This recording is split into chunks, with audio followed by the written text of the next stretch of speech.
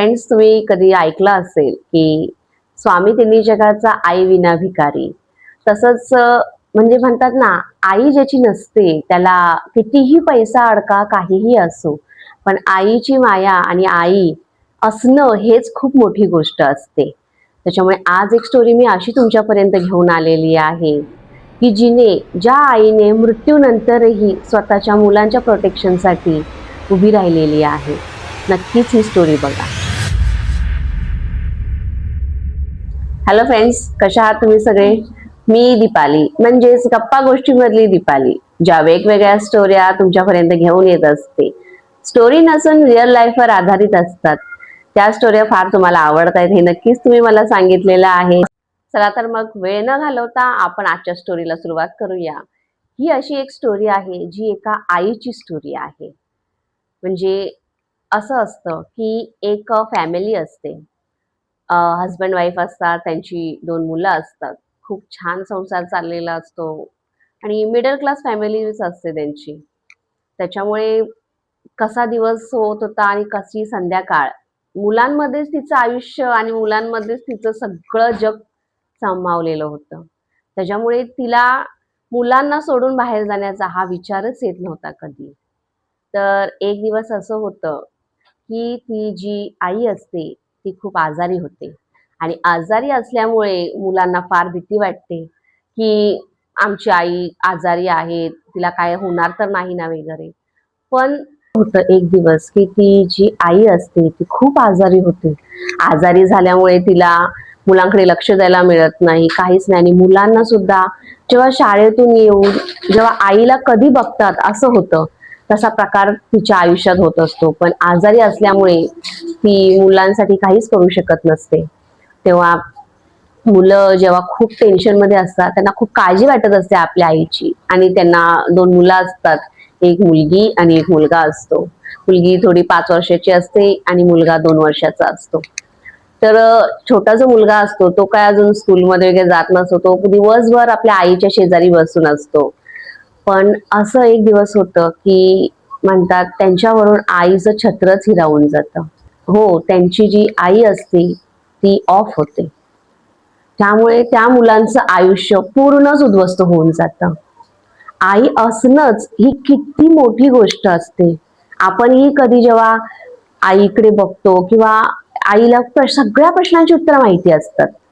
तसंच त्या आता विचार करा, ती आई नाहीये तर त्या मुलांचं आयुष्य काय? पण ती म्हणतात ना, ती गेली तरी सुद्धा तिचा आत्मा त्या मुलांच्या आजूबाजूलाच होता की माझ्या मुलांचं कसं होणार. तर पुढे असं होतं की 10-12 दिवस निघून जातात. ती मुलं एकदम म्हणजे ते शॉक मध्येच असतात ती मुलं की आई त्यांची नाही आहे हे हे ते लोक विश्वासच ठेवत नव्हते.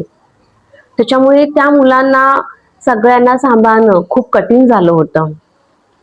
थोडे दिवस गेल्यानंतर 5-6 महिने झाले, कसं तरी ऍडजस्ट करून त्यांचे रिलेटिव्ह वगैरे त्या मुलांसोबत येत होते, राहत होते. पण एकटा म्हणतात ना, एकटा माणूस मुलांना सांभाळणं आणि नोकरी पण करणं पॉसिबल नसतं. तर त्यासाठी सगळ्या रिलेटिव्ह लोकांनी त्यांना सजेशन दिलं की तुम्ही सेकंड मॅरेज करा, म्हणजे दुसरं लग्न करा. तर ते जे हजबंड असतात त्या लेडीचे, ते काय तयार होत नाहीत. कारण त्यांना माहिती असतं की एखादी नवीन स्त्री जेव्हा आपल्या आयुष्यात येईल तेव्हा आपल्या मुलांचं कसं होईल. थोडीशी त्यांना धाकधूक असतेच त्या मनाची.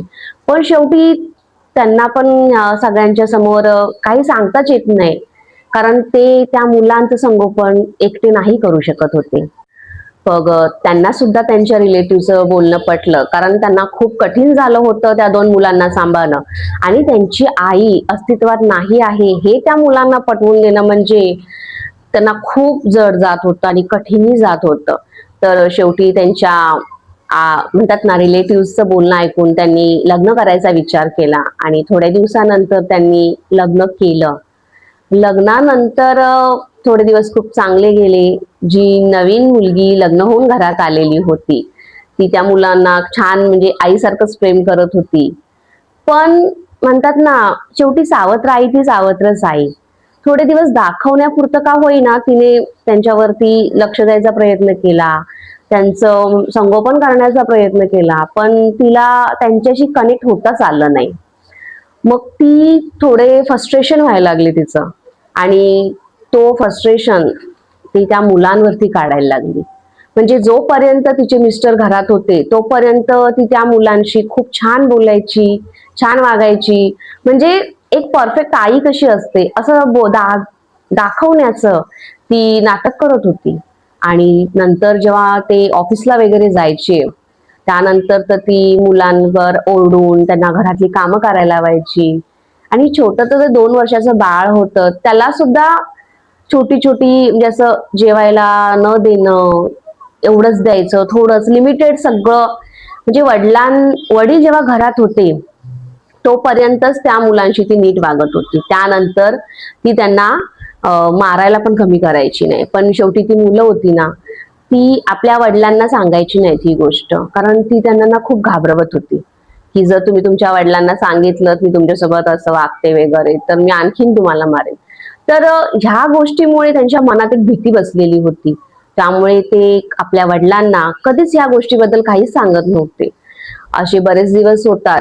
त्यानंतर एक दिवस असं होतं की जी मुलगी असते मोठी 5 वर्षाची, ती तिच्या हातून एक असा म्हणजे तिचे वडील कामाला गेलेले असतात, आणि त्यानंतर तिच्या मम्मीने जे तिचं रूप दाखवायचा प्रयत्न केला होता, म्हणजे सावत्र आई जी तिची होती तिने तिने त्या मुलांना असं घर कामाला म्हणजे पुसून लादी पुसायची, म्हणजे भांडी थोडीशी इकडून तिकडे हे करायचं, अशी छोटी छोटी कामं लावायची ती त्यांना. आणि होतं असं की त्या मुलीच्या हातून एक असं काचेचं ग्लास खाली पडतं. शेवटी बाळ आहे ते, 5 वर्षाचं मूल म्हणजे केवढं असणार आहे. आणि ती मुलगी पण खूप घाबरते जेव्हा तिच्या हातून तो काचेचा ग्लास खाली पडतो. तेव्हा ती इतकी घाबरते ना, तिला असं वाटलं की आता माझी काही खैर नाही, कारण ऑलरेडी ती त्यांना थोडंसं मारझोड करायचीच. पण त्या दिवशी जेव्हा ती बघते की त्या मुलीच्या हातून ग्लास खाली पडलेला आहे, हे बघताच तिचा राग एकदम अनावर होतो, आणि त्या मुलीला ती खूप मारायला लागते, खूप म्हणजे खूप. आणि तसंच त्या छोट्या मुलाला सुद्धा ती मारायला लागते. म्हणजे तिला कळतच नाही, कारण ती सावत्र असल्यामुळे ती थोडा मारझोड करत होती, पण त्या दिवशी तिचा राग जो अनावत झाला, तिने खूप त्या मुलांना मारलं. आणि म्हणतात ना, मार खाता खाता ती मुलगी बेशुद्ध पडते. तेव्हा तो तिचा छोटा जो भाऊ असतो 2 वर्षाचा, तो इतका रडत असतो आणि सारखा मम्मी मम्मी करून या स्वतःच्या मम्मीला हाक मारत असतो. पण तिची मम्मी कशी येणार, ती तर तेव्हाच्याच घरी गेलेली होती. पण म्हणतात ना, आई आई मृत्यूनंतरही मुलांची मदत करते, त्यांना प्रोटेक्ट करते. तसंच काहीसं झालं. आणि थोड्या वेळाने तेव्हा ती मुलीला ओरडत होती, ती मुलगी बेशुद्ध पडली, तरीही ती तिची जी सावत्र आई होती ती त्या मुलीला खूप ओरडत होती वगैरे, आणि त्या मुलाला तरी असं होतं, तिचा जो पदर असतो त्या सावत्र आईचा, तो अचानक ना पेट घेतो. तिला समजत नाही की काय झालंय वगैरे, आणि कसं पेट घेतल्यानंतर तिला भाजायला लागतं. मुलं हे सगळं बघतायत. आणि थोड्या वेळानंतर मग तिचा पदर तर ती म्हणतात ना, तिचा पदर जसा पेट घ्यायला सुरुवात होते अचानक, म्हणजे तिच्या आजूबाजूला कुठे आग नसते किंवा काहीच नसतं, अचानक तिचा पदर पेट घ्यायला सुरुवात होते. आणि ती इतकी घाबरते, तिला कळत नाही, ती आपली स्वतःचा जीव वाचवण्यासाठी इकडे तिकडे पळत असते. आणि कसं तरी करून पदर जो होता तो आग लागलेला तो ती विझवते. आणि थोड्या वेळानंतर तो त्यातून धूर येत असतो, त्या धुराच्या ना समोरच एक अशी आकृती तिला दिसते, आणि ती आकृती म्हणजे त्या मुलांची आई असते. म्हणजे आणि त्या मुलांना सुद्धा त्यांची आई दिसते. म्हणजे बघा ना, म्हणजे त्या मुलांना त्रास झाला, इतका त्रास झाला की त्यांची आई त्यांच्या समोर आली, म्हणजे ती कुठेच गेली नव्हती. तिचं पूर्ण जीवन तिने स्वतःच्या मुलांसाठी दिलं होतं, आणि मृत्यूनंतरही ती त्यांच्यासाठी उभी राहिलेली होती. म्हणजे आणि जेव्हा ती मुलं त्या आईला बघतात तेव्हा त्यांना वाटतं की आमची आई परत आलीये. पण तसं नसतं, ती फक्त त्या मुलांसाठी, त्यांना वाचवण्यासाठी एक स्वतःची झलक दाखवायला आलेली असते की मी तुमच्यासोबत कायम आहे. तेव्हा ती मुलं जेव्हा आईला बघतात, आणि अक्षरशः त्यांची जी सावत्र आई असते ती सुद्धा त्या लेडीला जेव्हा बघते तेव्हा ती खूप घाबरते.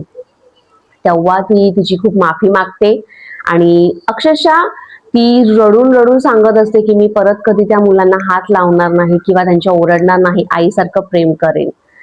मग तिची जी आकृती असते ती काही न फक्त बघत असते आणि निघून जाते. त्यानंतर ती जी सावत्र आई असते तिला कळतं की आपण जे केलं ते मुलांच्या बाबतीत खूप चुकीचं केलेलं आहे.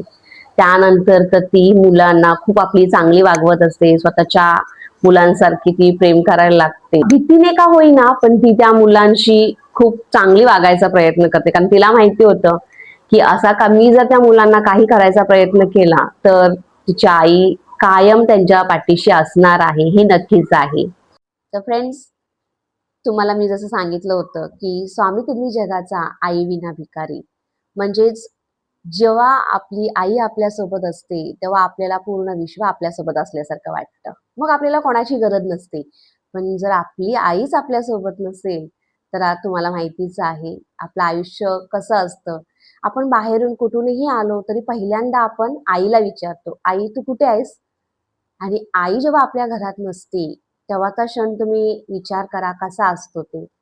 तशीच आपली आजची स्टोरी होती. तुम्हाला माझी ही स्टोरी कशी वाटली नक्कीच सांगा.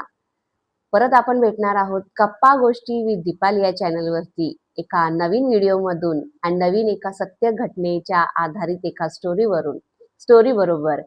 तर नक्कीच मला सांगा तुम्ही आजची स्टोरी कशी वाटली तुम्हाला. जर माझी स्टोरी ही तुम्हाला आवडली असेल तर नक्कीच माझ्या चॅनलला लाईक, सबस्क्राईब अँड शेअर करायला विसरू नका आणि बेल आयकॉन क्लिक करायला विसरू नका. बाय.